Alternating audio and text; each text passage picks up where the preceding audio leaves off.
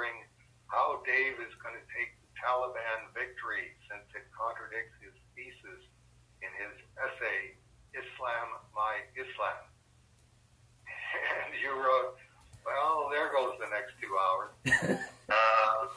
Do you think that it contradicts my thesis in Islam, My Islam? I would have to reread Islam, My Islam. Because it's one of those, I vaguely remember the thesis, but I don't know it. You know, it's not one of those forebrain things. I know that the fall of Afghanistan or the rise of the Taliban Part 2, depending on your perspective, everything I've seen is the writing was on the wall and nobody wanted to read it. It was, right. You know, this was the only possible end game based upon all the decisions leading up to, okay, that's it, we're out. Right. Well, taking the wisdom of your, well, there goes the next 2 hours, I decided to type out my answer and make it as concise as I could make it, because this is just fraught with peril of wandering all over the landscape and forgetting where I started from. So, Will, this is for you. At the time that I wrote Islam, My Islam, I had no idea that part of the program was going to be mandated 10% representation by women in the Afghan legislature.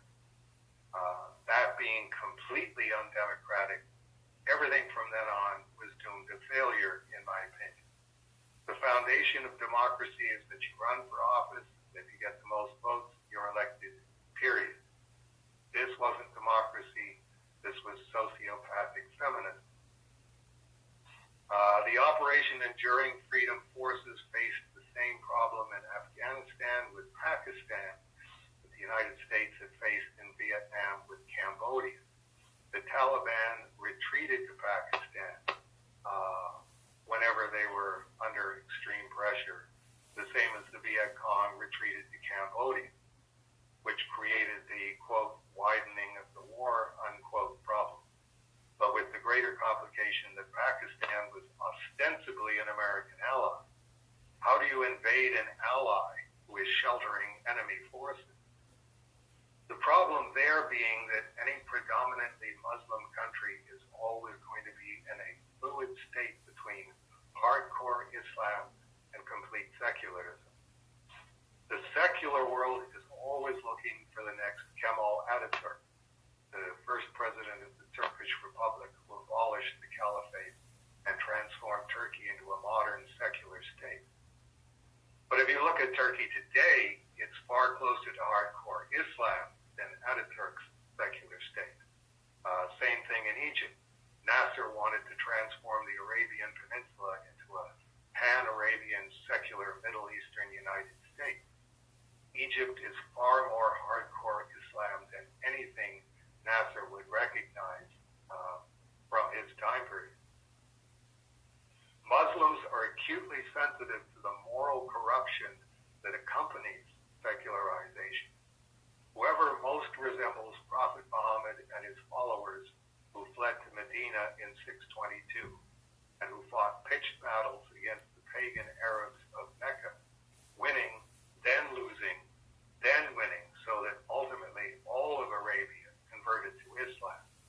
That's who Muslims are going to, at a soul deep level, favor. The Taliban look like Muhammad and his mujahideen, vastly outnumbered by orders of magnitude by the infinitely better equipped Afghan national forces, but destined for victory. Who is Mecca in this fight, and who is Medina? The Taliban leadership are trying to sound more modern, but the fluidity enters in there as well. The Taliban leadership are Mecca. The Taliban foot soldiers patrolling the cities are Medina. Do the foot soldiers become more Mecca, or does the leadership become more Medina? Quote, we prefer moral corruption to Islam, unquote, is not a persuasive argument to people who are historically Muslim. The civilization formerly known as Christendom is a cautionary tale for Muslims. Their reaction is, we can't let that happen to us. We have to find favor in the sight of God by staying on the path of God.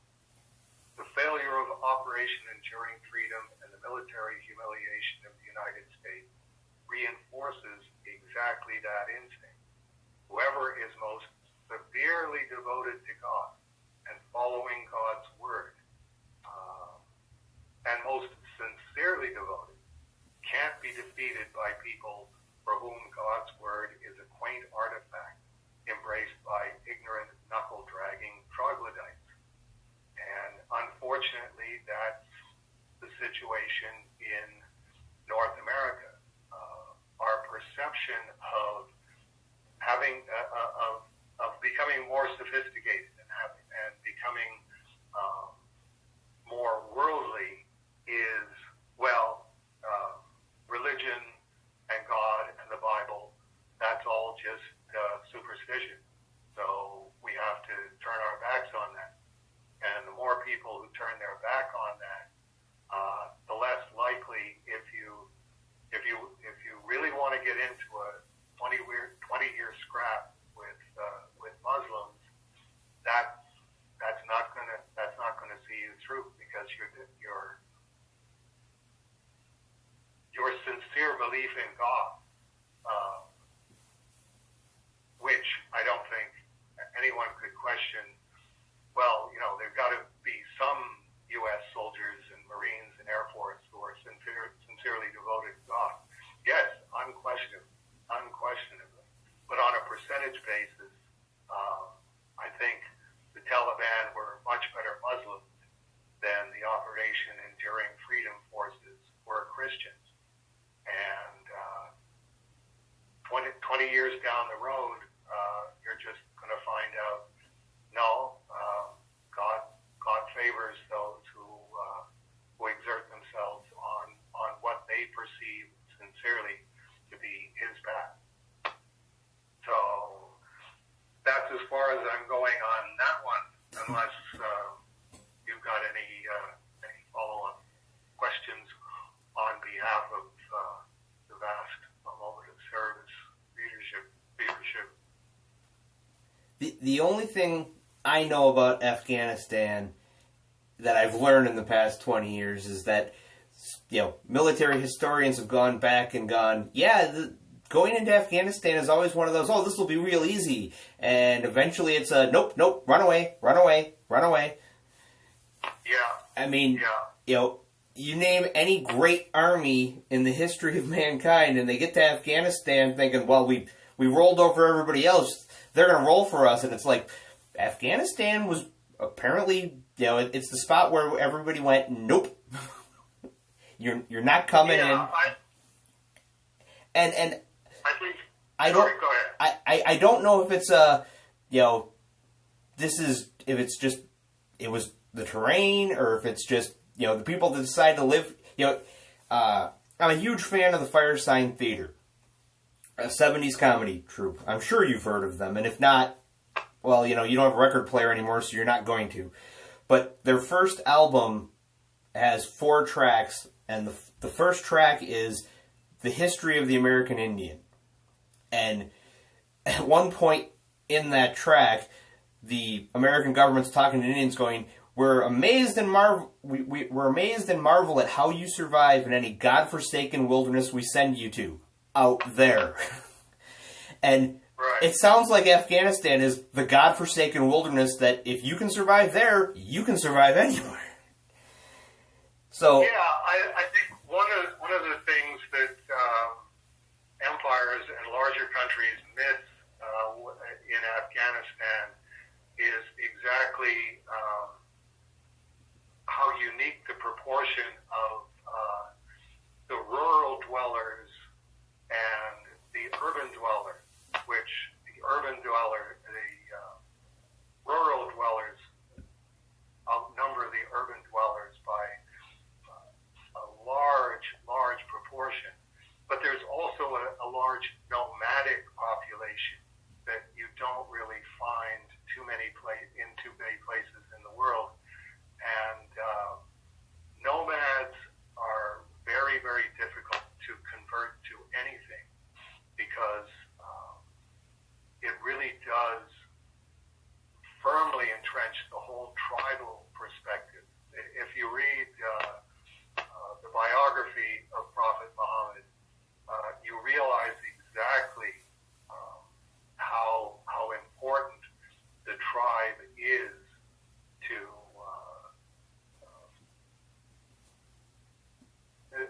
Arabian culture and to Afghanistan and to most of the countries where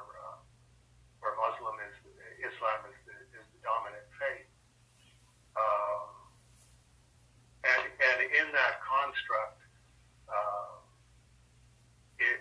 if you don't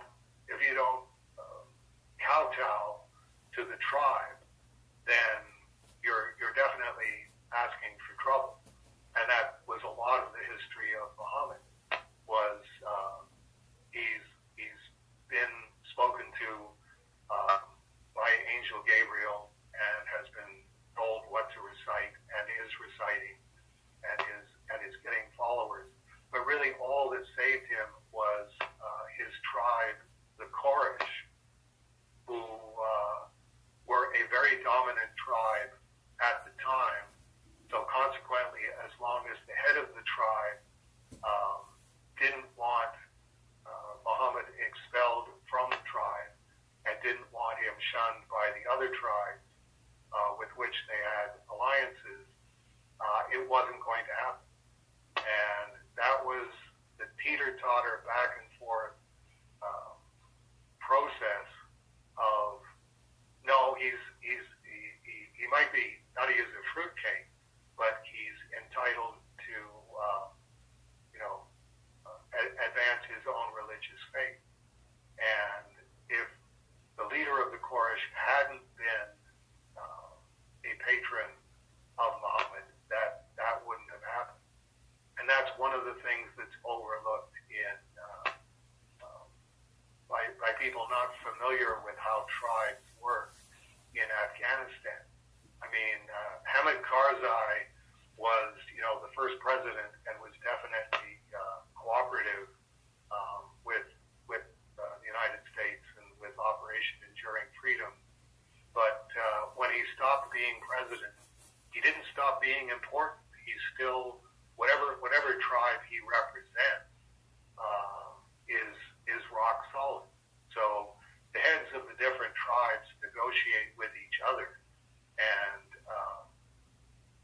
change and adapt based on which way each of them is tilting in favor or against something. And most of that is very, very firmly entrenched Islam. As long as the United States was there with their full military and air support and all the rest of it, and money, literally billions and billions of dollars, you could sustain it. But the moment that they weren't there, then it was just the most Islamic group in Afghanistan, the Taliban, is going to roll over the less Islamic groups, which was the other tribes and the other cultures and the other cities that had decided, yes, we need to be more secular than this. We have to move Afghanistan forward from the 7th century. That's a split in Islam that Christianity went through, in its own 1400s, 1200s, 1100 years into the experiment. But they're still in the middle of it, and the strictest Muslim group is always going to steamroll the least strict Muslim group. Okay, there you go, Will. I hope you consider that a